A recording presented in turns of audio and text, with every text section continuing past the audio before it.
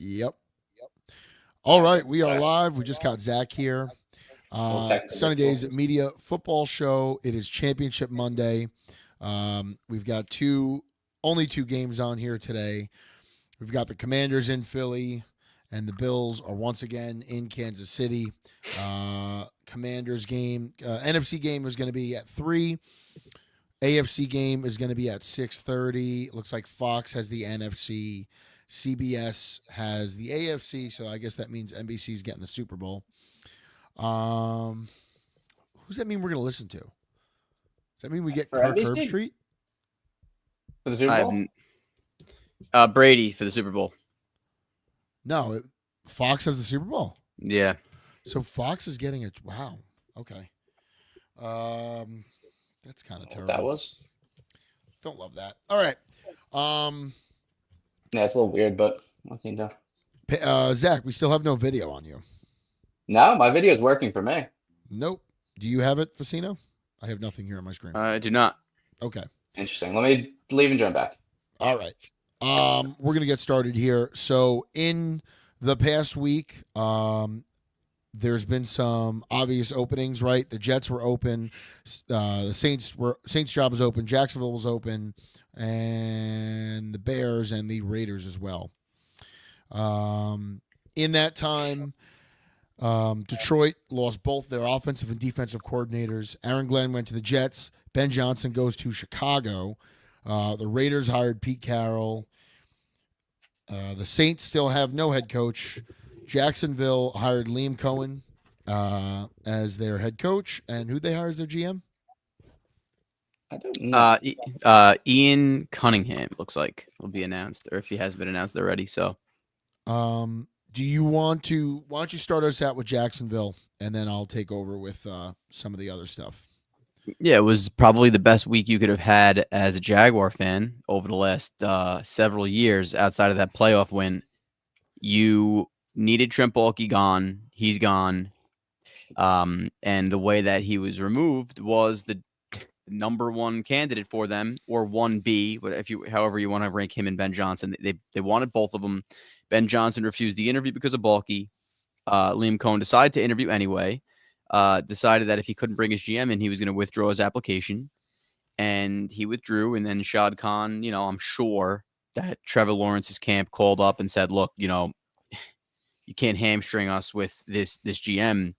For my entire career, I just signed a 5-year deal. What are we going to do here? Because, not for nothing, Trevor Lawrence actually has a very tradable contract. So if somebody did want to, trade for him and he could, lift his no trade clause because he didn't want to, play in Jacksonville with Baalke anymore, that was doable. And I think some sort of pressure was put on the owner through whether him directly or his agent. He fired Baalke, brought Liam Cohen in on an interview, sort of a secret interview, but the Buccaneers kind of tried to strong arm into signing that deal. Part of the deal with the Niners was that he wasn't allowed to interview a second time with the Jaguars. So they're like, yeah, we'll pay you $5 million, but you're not allowed to interview for that $12 million job. Who's going to sign that? If you get what you want, you're going to the Jaguars anyway. So why would you sign a deal where you're no longer allowed to, to negotiate a promotion? So moral of the story is the Jaguars got the head coach they wanted, and even more importantly, they got the GM that is sinister, a bad human, a gossiper, and somebody that spreads, drama in his favor. They got him out of the building. So huge win for Jacksonville. Even if Liam Cohen goes 5-12 next year, I don't think people would be that upset in the grand scheme of things. Just getting the GM out of there. Yeah, there's a lot of work to be done, and Trent Baalke kind of hamstrung that organization. He kind of handcuffed them, so it's good to see them move on from it finally. It kind of took some push from Liam Cohen, but I do wish that maybe we could have seen the Jaguars if there was a way, and it wasn't going to happen just because there's been no winning. But I wished that Doug Peterson had worked out there, and there was a way that they could have retained Peterson, fired Baalke. If you had fired Baalke like 2 years earlier, I think we're telling a different story in Jacksonville, because I just don't buy for 1 second that Doug Peterson's a bad head coach. But, your record speaks for itself, and it was a bad record. So, you are what your record says you are. I just don't really think that Peterson was ever really given a great roster to work with. You know, I mean, the opinion, the jury is relatively still out on Trevor Lawrence, right? You got some people who've jumped off the train, some people who want to see him stick around in Jacksonville. I personally would like to see it. I don't really know. I don't think there's been enough around Trevor Lawrence to really say whether he's the problem or not. I mean, midseason, as we said on this show, you trade away his left tackle to Minnesota, right? He doesn't have a great line to begin with. He doesn't have a great run game to begin with. He's got some decent receivers. Brian Thomas had himself a nice season, but he's got no defense to help him out. So, of course, this guy's going to turn the ball over at a ridiculous clip because he's throwing 45 fucking times a game, and he's running for his life every single time. And this is coming from someone that I was not the biggest Trevor Lawrence fan coming out of college. No. I thought that his ass was wiped for him at Clemson. I thought he had a great system around him. I thought, Dabo Swinney's a great head coach, so that helped him. But in all fairness, I don't think a guy like Trevor's been given a fair shake of things. And I think whether he goes on to somewhere else or he stays in Jacksonville, I think as long as Trent Baalke's out of the room, I think things will get better for Trevor Lawrence and the Jaguars. Well, part of the problem there too, there's a skill issue with the skill position players. Receivers are dropping balls. The running back position's kind of been dead. I mean, Travis Etienne had a really good year the year before last, but last year this past season he was pretty bad, and there's just been no stability there for him. When he doesn't have someone that he can consistently throw to and be comfortable with that, it throws things off. I like a lot of what I saw out of Tank Bigsby this year. I like him. I do, but he's a really entertaining running back to watch. I don't think he's a needle mover. I think you give him two good guards and a center, and I think you're looking at a different guy. I think he's very downhill, and the issue with downhill runners is that when you're too downhill, you tend to miss out on holes. The home run.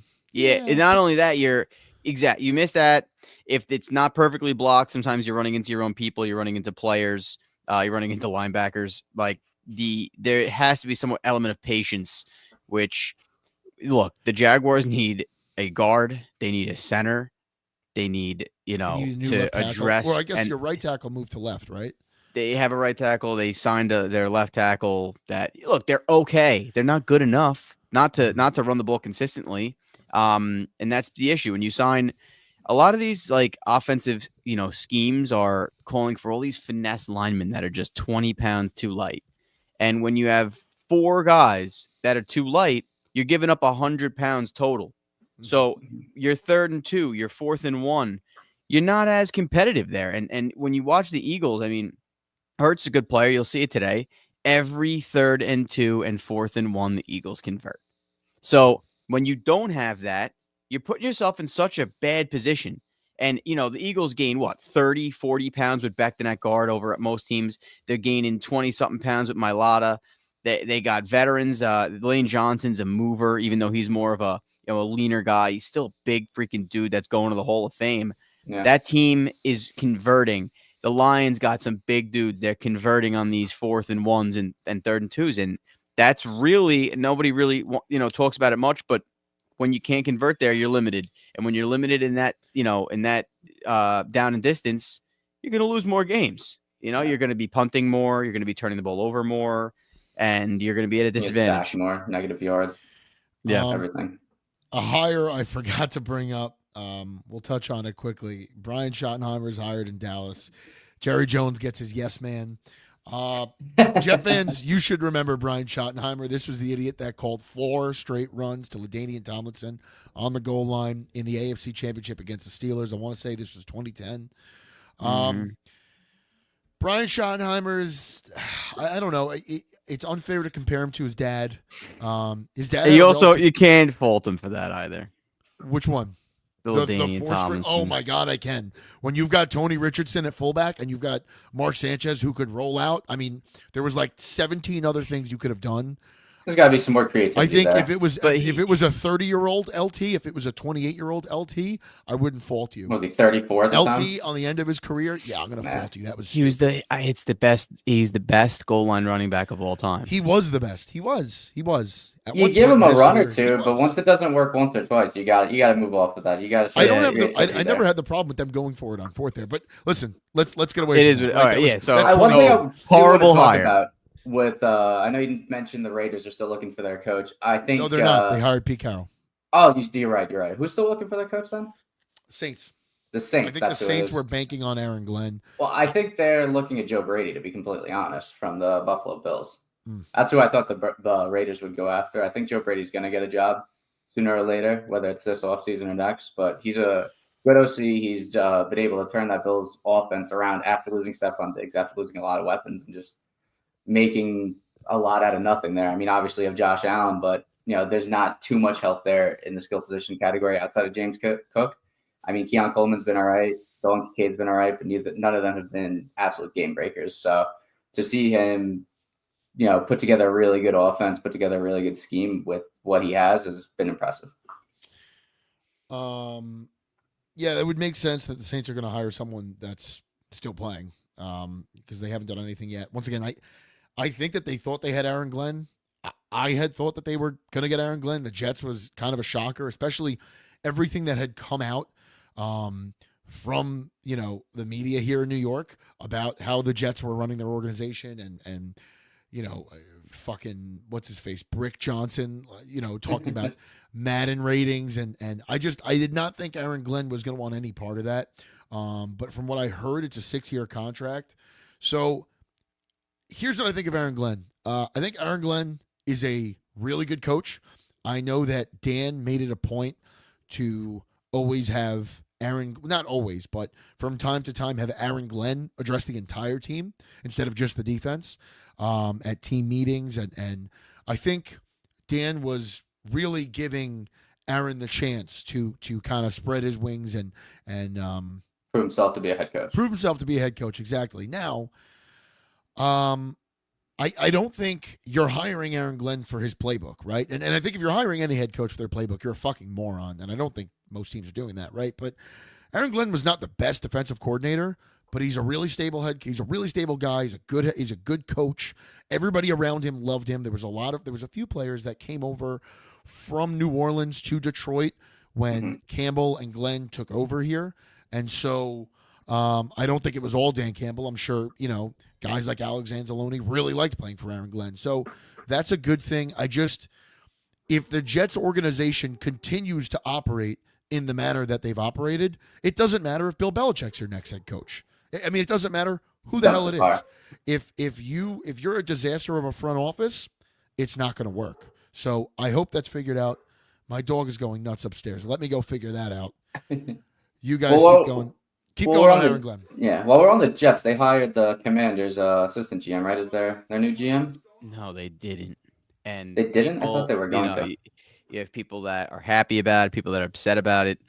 The moral of the story is, the guy's been with the Lions for a long time. When you're losing, you usually want to hire a GM from the outside. So he never got the promotion, but from 16 to 24, when he was director of player personnel, I mean, they drafted Taylor Decker, Penei Sewell.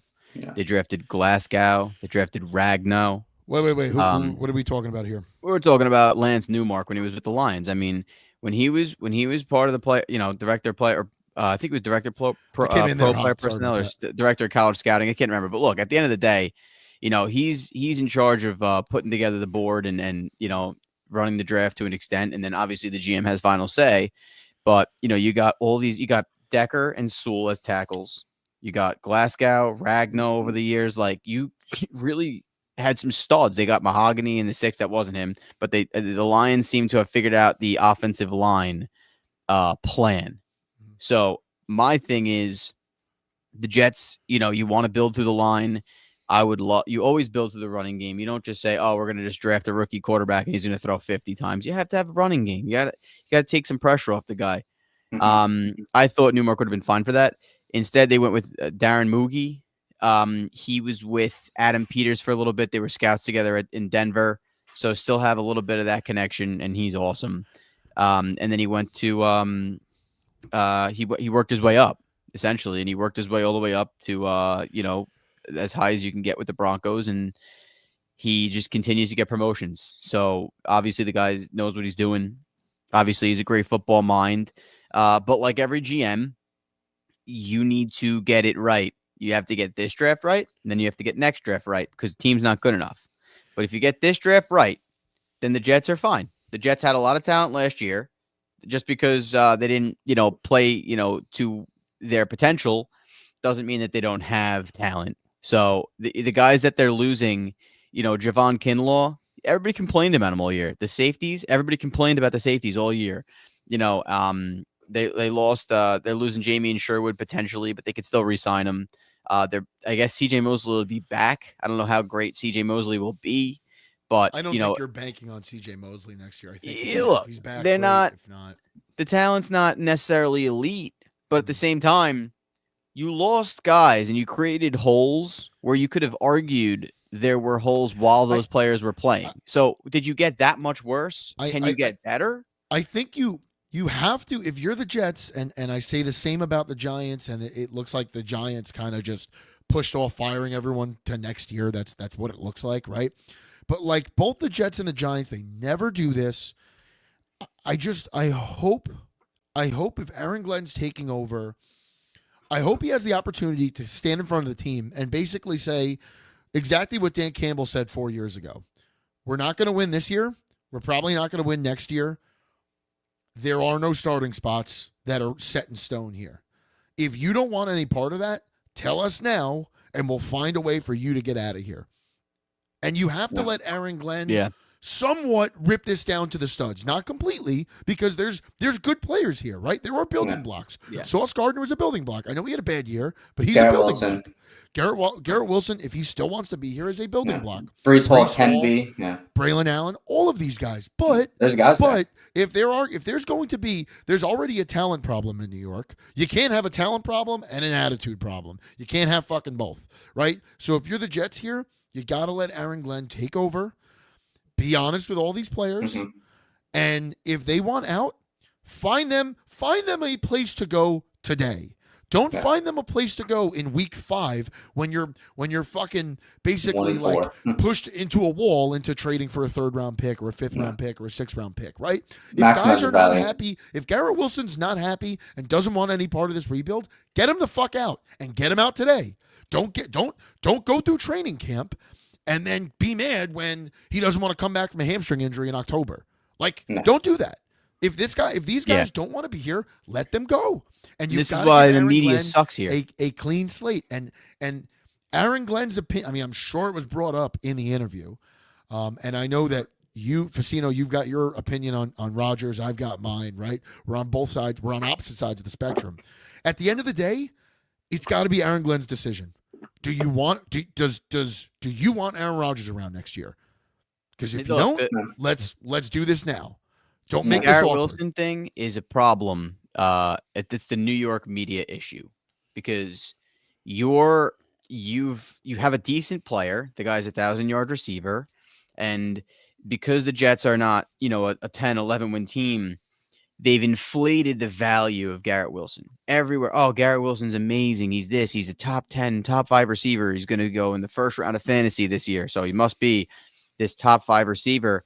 The reality of the situation is Garrett Wilson now thinks, because of the way that the media has pushed it, that he's a top 5 receiver, but he's not in the Jamar Chase and the Justin Jefferson category. So if the media or if he had been in a city like Seattle and he put numbers up that DK Metcalf put up, nobody would be talking about him as a top 5 guy. They'd be talking about him as a really good receiver. He's going to get $30 million.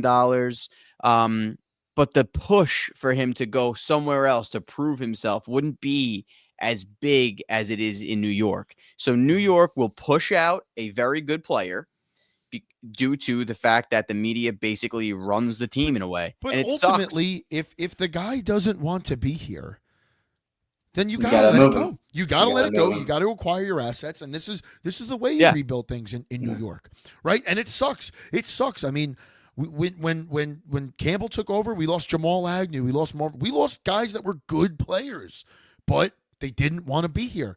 And what Dan wasn't, I mean, Jamie Collins was a stud linebacker for a long time. He was kind of at the end of his career, and I forgot what exactly happened, but he kind of just gave up, and Dan Campbell yanked him from a game and basically told him, go to the locker room, take your clothes off. You're done.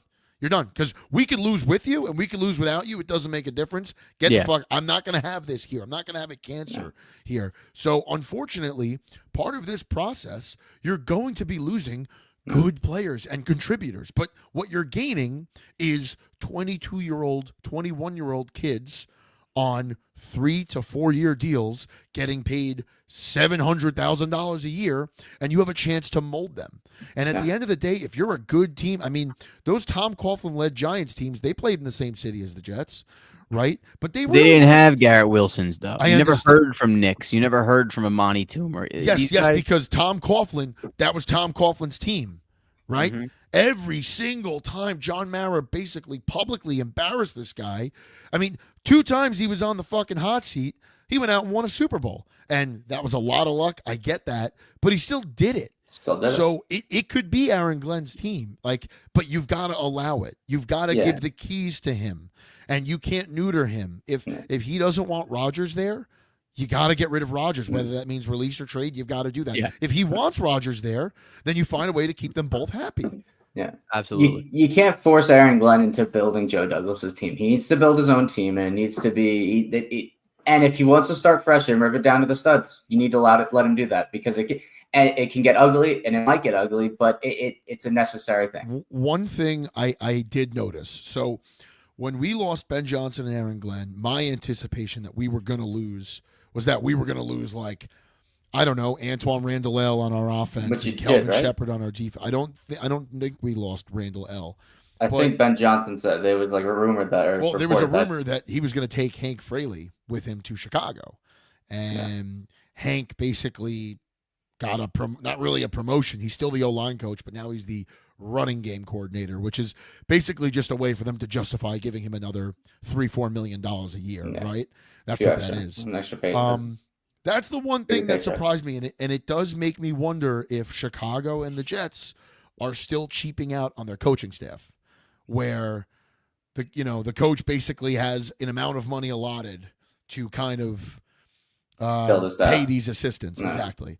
And that, I mean, that's one thing that Detroit has done really well since Sheila Ford Hamp took over was she doesn't, when it comes to the coaches, she doesn't care. It doesn't count against the cap. She's got some of the highest paid assistants, and it shows. Well, have you guys announced anyone for offensive or defensive coordinator? Defensive coordinator is going to be Kelvin Shepard, which was expected. Be Kelvin Shepard. Okay, people were saying Dennis Allen was the rumor in Chicago. Yeah. People were saying potentially Robert Saleh, but that's just because he's got a Lions tie. I don't think he ever reached out or spoke to Dan Campbell. I really don't know anything about that, but I know he went back to San Francisco. He did. Where I would venture to assume he's going to make San Francisco another top 5, top 10 defense again next year, because he's a good DC. He's not a good head coach. Really quickly, Ben Johnson in Chicago. I'm biased. I think this goes down in flames. No one from Detroit came over with him. I thought that was weird. He wasn't able to bring anybody over. The whole situation around it, just to jump in there real quick, it was just bizarre. I mean, it was the day or 2 days after you lost the conference, the divisional round game, and it felt like he had a foot out the door, So it feels like there's there's no love lost. The way he coached the divisional round, it felt like he had a foot out the door. Exactly. But listen, good luck to him. I don't think we have too many Bears fans that listen here, but no. Just understand this: Ben Johnson cannot do what he does in Detroit in Chicago. Those things don't work, right? What Ben Johnson is a tremendous OC, but remember that Ben Johnson's got a top 2 offensive line in front of him. No. He's got great receivers. He's got Brad Holmes drafting studs for him in the 2nd and 3rd round every year. That's at his disposal, right? The biggest complaint you hear about the Lions offense every week is from fantasy owners complaining that their guy didn't get enough passes thrown their way, but yet the team put up 41 points, right? You're They're not able to going to spread it have an around. embarrassment of riches in Chicago. You've got a bad line. You've got a quarterback nobody really knows anything about. You've got DeAndre Swift playing running back. That's all I got to say there. Who's your most competent wide receiver? Keenan Allen?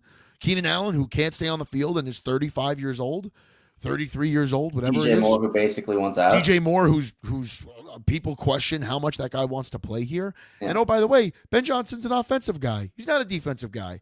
He wasn't able to bring over Aaron Glenn. Aaron Glenn went to the Jets. He wasn't able to bring over Kelvin Shepard, who's now going to run the Lions defense. Kelvin Shepard stayed in Detroit. So, I think, obviously, like we said with Aaron Glenn, it's like kind of like no brainer. But Ben Johnson, he's going to have to rip it down. I don't even think it's a question of whether or not he's going to have to. But here's the problem: Chicago is just like New York. You don't start winning in a year or two. People were impatient with Matt Eberflus after year one, and I think a lot of it was that they didn't want that guy to begin with. Well, Matt Eberflus just wasn't a good head coach. Listen, I think that's the way that Chicago is receiving Ben Johnson, right, where everybody's outside clapping. We rolled out the red carpet for Matt Patricia. We thought that this was the guy. This was the hot coordinator. Everybody was talking about him. Everybody wanted him. And he came in here and he tried to implement things that worked at the place he came from, and it didn't work because it's a different setting. It is different players. There are different workers within the organization. What you did in Detroit will not work in Chicago, and that doesn't mean that Ben Johnson will not succeed there. I don't know the guy. I don't know that, but whatever worked in Detroit will not work in Chicago. So Ben's got to do something different. He's not going to be able to bring that playbook and just make some minor tweaks to it. He's going to have to pretty much rewrite a whole new playbook for all these players. And I think part of the problem too is like you don't have a ton of talent on the offense. Like we said, I mean, DJ Moore, he seems to be a bit of a head case. Rome Odunze did not look amazing last year, in my opinion. Keenan Allen, his career is pretty much almost over. I mean, I know he's still kind of hanging around there, but he's probably one big injury away from his career being done. You could say that for anyone, but he's right there. And it's not going to help you that 6 times a season you've got to play the Vikings, Lions, and Packers. All exactly. who you have not had any success against in the past decade. Or they 1-5 this year in the division. So. Just like what goes on here in New York, Chicago is a very similar setting. And if Ben Johnson does not have a winning record by year 2, people are going to start to put his head on a stake. I'm telling you now. He's not going to make it out of year 3. Yeah, they got to go line, maybe Genty. They got to do something to be able to run the ball because, again, Chicago has never had a 4,000-yard passer. But it's not really all the quarterbacks. They play in Chicago. Like, you're playing in the Windy City, so it's not just easy to throw the ball. It's cold. You want to run the ball. That's what you want. And Ben Johnson's phenomenal at running the football. So I would try to fix that. It wasn't the best job in my opinion, just because, of the, it doesn't matter how much cap space you have, using your cap space is something that you don't, being a Jaguar fan and seeing the Jets go through it, having $100 million in cap space is not the best position you want to be in because you have to spend it. You have to spend it. Exactly. You're getting 30-year-old players that have a high probability of losing a step, and the mental game doesn't keep up with this is what I don't understand about Ben Johnson. You've seen Chicago your past 3 years running this Lions offense. You've seen Chicago. You play them. You've now played them 6 times as a coordinator. Well, he wasn't the coordinator in 21. He took over for Lynn. But the point is that you've seen enough of Chicago, right? Really 4 years. Yeah. You've seen enough of Chicago. Look at how hard it's going to be. If you're the Chicago Bears, it is going to be very, very difficult to win and keep that job. If you had just told Jacksonville, hey, instead of withdrawing your application, I'm not working with that guy, Trent Baalke. No. I want this job. I'm not working with that guy. That guy's a fucking problem. Okay? If you look at the Jacksonville job, in my opinion, that was so much more appealing. Because first of all, the expectations in Jacksonville are not the expectations in Chicago. It's not the same fan base. And Jacksonville plays in the AFC South, which is the doormat of the NFL. In 1 year, you could potentially, if the Jaguars do the right things, they could win that division next year. The Texans ain't that scary. The Titans are a mess. Colts are as big of a mess with Ballard. The and Colts Nick. are exactly. The Colts are a fucking mess. The thing is, you have nice. On the Colts. You have a better quarterback. You have a better receiver, a younger receiver too, and Brian Thomas. And the situation is just better. The defense is solid, and I just think the whole situation as a whole, minus Trent Baalke, you could have taken better. over in Jacksonville and had a 6-win, 7-win season next year, and no one's going to look at you sideways. Next year in Chicago, you have some bad losses to Detroit and Minnesota, fucking Green Bay. People are going to start to look at you like, oh, maybe this wasn't the guy. Maybe this guy is going to ruin Caleb. Maybe this guy doesn't know what he's doing with a defense. Maybe, just maybe, it was all those Pro Bowlers on the Lions offense that made Ben Johnson look good. And like those things are going to start to swirl a lot quicker. I'm just saying, I think he could have, it would have been much more beneficial to his career if he went to Jacksonville. Agreed.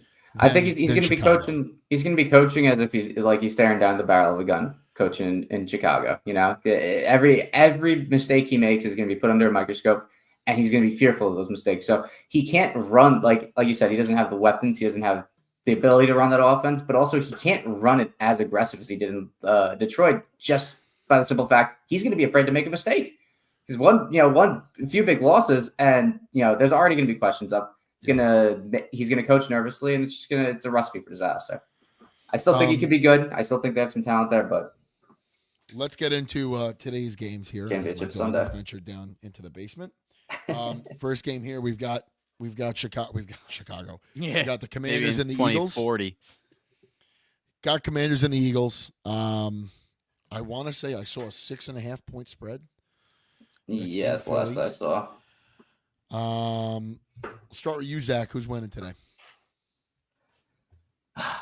Commanders. I think the Eagles are in an interesting position. I think everyone wants to look at Saquon Barkley running amok on that Commanders defense, on the Commanders front seven. I think with Jalen Hurts playing with the brace, being injured, I think that muddies things for them. They're not able to go to him for the tush push. You saw it in last week's game. Obviously, they ended up winning, but in that second half, he could barely move. I mean, at his best, he could roll out of the pocket.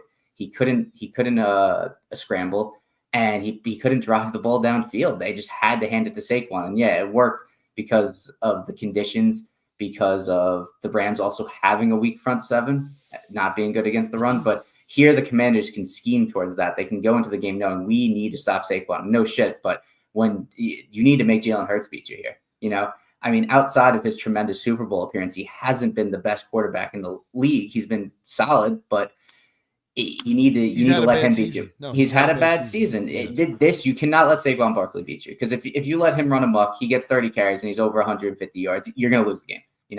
The Eagles are going to almost double the time of possession, and the Commanders defense is going to be gassed all game, whereas the Eagles defense is going to have all the energy, to be able to stop Jaden Daniels in that offense. Mm-hmm. So I think that's what it comes down to, and I think the Commanders are going to be able to pull it out. Yeah, I hope so. I mean, I think the whole world, like, as much as people are rooting for the Bills this week, I think everybody's rooting for the Commanders. Like, and it has nothing to do with the Eagles.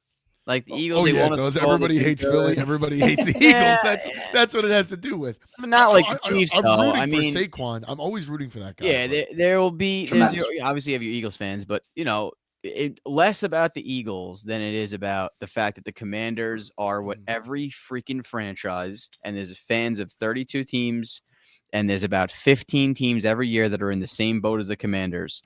We suck, and we want to be good next year. Yeah. And everybody will tell you, oh, it takes 2-3 years to rebuild. Maybe not. Maybe it takes 5 months. Because that's the thing, you get a. Well, they also had a lot of changes all at once. They had a new ownership that came in, a new GM, a new head coach, a new quarterback. Right, that's like 4 big things. I don't think in our generation we've never seen.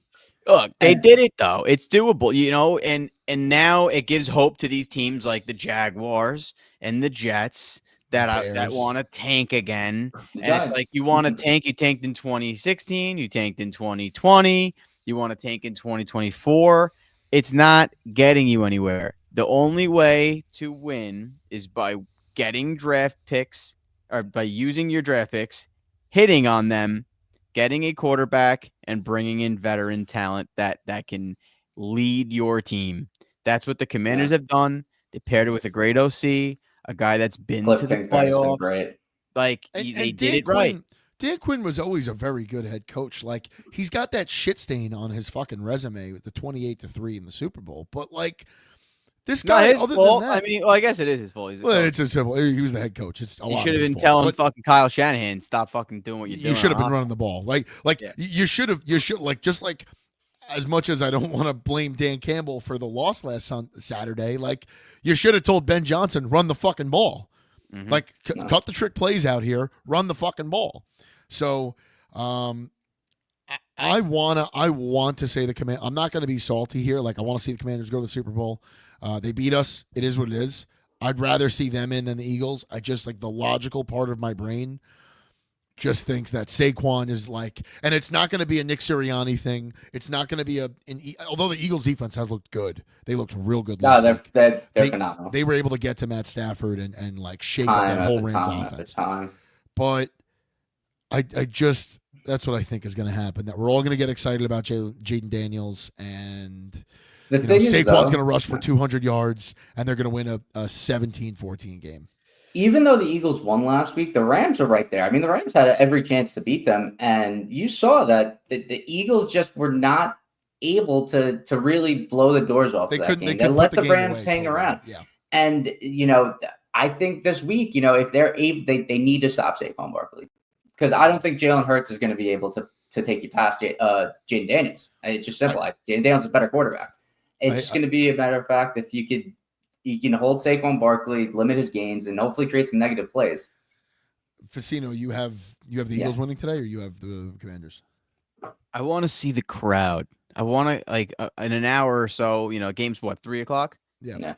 I want to see at like 2:00 what the parking lots look like, and I want to see how many Commanders fans show out for this game, because if you're a team that hasn't been to a championship game in forever, and you have a big fan base, the Commanders, because the Redskins, obviously, that's just a cultural thing. I know guys that are fans of the Redskins up here my whole life, so they're everywhere, and I would love to see how well they travel to this game, because we do. It is important, man. Tom Brady won all those Super Bowls. Only once did he do it on the road. The reason that they were getting back to Super Bowl every year is because they had all the fans screaming at the other guys in the divisional round and the championship game. And it's just, that's how you win. So I really want to see the fans, see how many show up. And if the Commanders get a lead, I think they're going to win. I really do. Why not? They're going to have to score 30 though.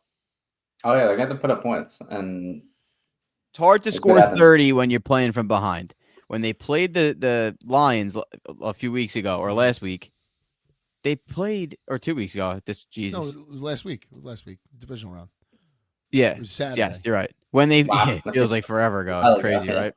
When they played them, they were winning, or it was a 1-score game. They were never down 2 scores. They kept their foot on the pedal. Yeah. And they went and they won. That's how you win when you're an away team. So I think they could do it. And I'm rooting for them. So fuck it. I think the Commanders are going to win. I think the Commanders. I want the Commanders to win. I just, like I said, I think it's going to be the Eagles. I hope to God I'm wrong. My brother's an Eagles fan, so my dad's a Commanders fan, so I'm rooting for him. Nice. Before we get into this next game, I do, and I got my eye on the dog camera here because I still hear him running around upstairs. He's having like withdrawals from my wife. But I do have a bone to pick with you here, Facino. So let's hear it. Last week, Bills beat the Ravens. Yep. And after the Lions lost Saturday, your thought was, I think it's time to move on from Jared Goff. Is it time for the Ravens to move on from Lamar? He played well. 2 turnovers.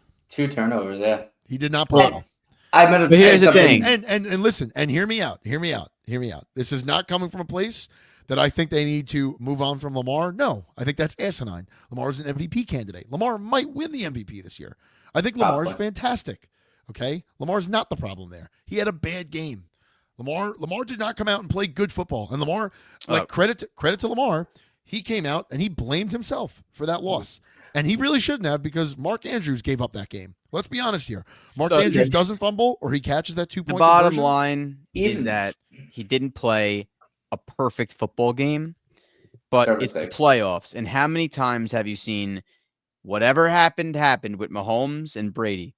And when the ball's in their hand and they need to go score, Lamar Jackson had a legendary drive to go 90 yards in Buffalo in the freezing cold in 15 degrees, and he did it with his arm, and it was super impressive. And it's unfortunate that it ended the way it ended. The Bills didn't turn the ball over, and the reason is because you had the Mark Andrews fumble, you had the Lamar Jackson fumble, the interception. I could care less about the interception. Those two fumbles allowed the Bills to not have to throw the ball and put themselves in position where they could put it. But you could also argue here. You could also argue here that Josh played a better game. Josh was a little smarter with the football. Josh was not as loose. Josh was not as loose with the football as he managed the game, Matt. He managed the game. But that's my point, is that I don't think we could be looking at these playoff games and saying, "Oh, is it time to move on from this guy?" Because look at what's out there. There's nothing out there. So if you move on from Lamar, well, where are you going to find another Lamar? You're not. You're probably not. Right? And I'm not sitting here saying that Jared Goff is Lamar Jackson. That's not what I'm saying. But where are you going to find another guy that's going to do what Jared does? No. You're not going to find it next year. Not with this crop of quarterbacks. And I can tell you what, you're not going to find it with the next crop of quarterbacks. Now, Hendon Hooker might be that guy. My whole point to you with this exercise here was that I thought it was crazy to say, is it time to move on from Jared Goff? Well, and we might be saying that at the end of next season, if next season doesn't look good. And we attribute a lot of that success to Ben Johnson. That's very possible. Well, and but after that one game, I can't say that. I'm just not a fan, honestly. I think that's what it comes down to. If I was going to build a team my way, I wouldn't even think about Jared Goff. He would be like one of the last quarterbacks I think about, because I want to run a scheme that has a lot of more RPO, more ability for the quarterback to get on, to get out there and run. That's how I want it. I'm not pounding the table for Jared Goff the way I used to pound it for Matt Stafford. I think they're both fine quarterbacks. I think they have a little bit of a different skill set, but at the end of the day, you have to look at what's around you. And that was my whole argument about Jared Goff. It's not that I thought Jared Goff is a tremendous quarterback. I think he's really good. I think he does some really good things. I also think that everything around him has to be perfect for them to win a Super Bowl, right? And that's I've never really strayed from that. That's really what I think of him. But at the same rate, we're not in a world of there being a plethora of quarterbacks available. Yeah. There's not. There's not. Yeah. And the guys coming up from college, like Cam Ward has question marks, like serious question marks. Shedeur Sanders has serious question marks. There's no Andrew Luck coming out of here in the draft. There's no RG3. There's no Jaden Daniels. And maybe there might be that guy in the third round, but none of us three know who that is. So that's my whole point, is the landscape is pretty barren. So you're better off continuing to build off your guy that might not be the best, because every year, minus the past 2 years of Pat Mahomes, like typically it's not always the best quarterback that wins the Super Bowl, right? Tom Brady's got 6 to his name. God bless him. Or 7 or 6. He's got 6. Aaron Rodgers was probably the best quarterback we've ever seen. He's only got 1. Drew Brees. Eli Manning won 2 Super Bowls. Eli Manning won 2. Never a top 10 quarterback in the league. If you think of best quarterbacks from our generation, you wouldn't even think to mention Eli Manning. But the man won 2. Because things were great around them and they were the right guy in the right spot. And he got hot at the right time and he worked in the clutch, And, with all this being said about Jared Goff, the crazy thing about it, too, is he's still a top 8 to 10 quarterback in the league. There's not a lot of top-tier talent in the league at quarterback. Once you get past that top 10, there is a heavy drop-off. It's a heavy drop-off. It's a heavy drop-off. When you're talking about guys like Sam Darnold going to get paid maybe $40 million a year, with him, him being a top 15 quarterback in the league, there's a problem there. There's no one to really go to. If you move on from Jared Goff, you are in a pseudo sort of rebuild because you don't have the quarterback then. Unless the belief is that Hendon Hooker Hooker is yeah. the guy, But but that I would don't have even to be know the that they believe that. There- because there they is brought no in Teddy moving on. Bridgewater. You can't move on from him. It's just No, like a there's thing no where moving it's not. It's more of a thought like, are we going to be able to win a Super Bowl with Jared Goff? Maybe. I still think it's possible. You have to just you got to get more lucky than you did this I year. also think So- You need to get having healthy. 22 guys on your IR doesn't help. And that's if there luck. was, and like that's luck. It's pure luck. And ultimately, once again, like if the Lions had lined up in an I formation the entire game and just ran it to Jahmyr Gibbs and David Montgomery, they probably would have won that game. Like the minute Jared Goff threw that first pick, they could have just told him, yeah, you're not throwing anymore. And they could have won by running the ball. And Ben Johnson chose not to. Ben Johnson chose to run a double reverse to fucking Jamison Williams to throw it to Jahmyr Gibbs 30 yards down the field. Like that was your answer, which was stupid. It was stupid. You could have lined up and played as conservative as possible on offense, and you were the offensive line to get it done, and you didn't. So the quarterback is important, but it's everybody around the quarterback too. Lamar played not his best game, but like, hate to throw this on Mark Andrews, but man, Mark Andrews, like, if you just caught that ball, if you just didn't fumble, we're not talking about this. The Baltimore defense, I mean, I've been saying it all year. Baltimore defense has not been great. This is not the Baltimore defenses that we've grown up with, right? This is not a start. Like, who's the best player in that Baltimore defense right now? Maybe Roquan Smith? I mean, Madubuike. Look, the thing with Baltimore is they'll always have those interior linemen that can, stifle the run. Mm-hmm. They just weren't really good able to enough. slow down James weren't Cook. good enough on Sunday. And the They problem, created negative plays. the issue with the Ravens is that they didn't win. Look, not for nothing, the Bills had an easier division this year, and they won more games. So the Bills, by winning more games, were able to host a playoff game, and the Ravens were not because they got to play the Bengals, the Steelers, the Browns even play them tough, and they lost that stupid game to the Raiders. And when you lose those games, you don't host the divisional round. And by the Bills hosting that game, they won. If it was in Baltimore, they probably wouldn't have won the game. But they did what they did.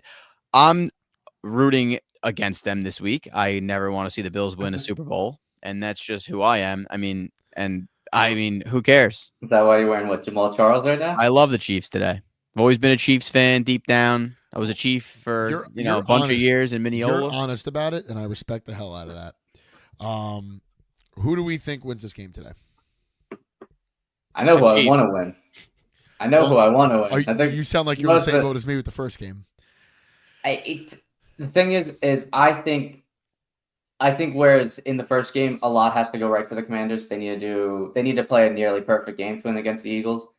I think the Bills don't have to just as much. I think Josh Allen can really take over that game. I mean, he's been call me crazy. He's been better than Patrick Mahomes when they're going head to head. He has been. He's outperformed in the playoffs. I mean, the defense has, has hurt Josh Allen in these situations. So, but he doesn't have the weapons he had. He doesn't have Stephon Diggs. They need to get the run game going. They need to not turn the ball over, and they need to keep the ball out of Patrick Mahomes' hands as best as possible. Can they do that? I don't know. I really don't know. I think the Bills win this game. I think the Chiefs have skated by all season. They went 15-2 in the regular season, but it was a very ugly 15-2. They didn't really blow anybody out. If you flipped all their one-score games, they'd be a 2-win team. That's not a good sign. If you are truly a great team, there are teams you should be blowing out. I don't think that they looked immaculate last week against the Texans. I think the Texans just kind of they look good. The Texans good. The offense started to come alive, but they didn't look like world beaters. Like they didn't look like when you watch the Ravens offense with Lamar and Derrick Henry, you're looking at this going, how the fuck is anyone going to stop this in the playoffs? And the same thing when you watch the Bills offense with James Cook and Josh Allen, you have that same thought. When I watch the Chiefs, it's just like it kind of all comes down to I hate to be the guy that says this, but like, are the refs going to give them every call? Because that's what it's been. And is Pat Mahomes going to totally turn it on? Because Josh Allen has done it all season. All season. Just like we talked about Lamar being an MVP potential candidate. Josh Allen's Josh is right there with him. And it is It is either way that award goes, it's going to be very fairly given. So Yeah. I think the Bills come in here. I don't even think it's a shock the world thing because the Bills should be here. And the Bills should win this game because they're the better team. Throw the records out the window. One team 115, one team 112. You're both in the AFC Championship. And the Bills beat the Chiefs. None of that matters. The history doesn't matter. The Mahomes in the playoffs, none of that matters anymore. You've got to just come out and you've got to win. All of America minus the city of Kansas City and Anthony Vecino want the Bills to win. Nah, I mean, look, 99% of Jets fans, Dolphins fans, and Patriots fans aren't rooting for the Bills because unless you're an idiot, like, what are you going to root for the team that's your rival to win? I hope they never win. And you know what? Not for nothing.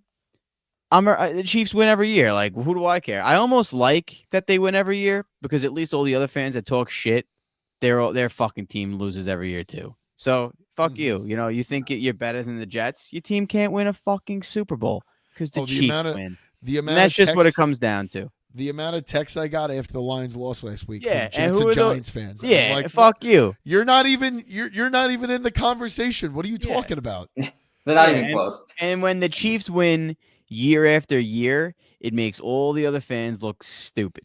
And that's what I like, because if you want to clown on the Jets and clown on the Jaguars, you want to clown on the Lions, you know what? You're a loser too. You're all losers.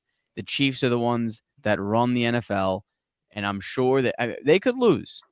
But I'm sure that having that 15-1 record, vanilla offense all year, Mahomes played all right, the defense kind of carried him, and then they got to play nobody in the wild card round. They got the easiest team in the divisional round. I think they got some. I think you're going to see some plays you haven't never seen before from the Chiefs. They didn't have to open up the playbook though.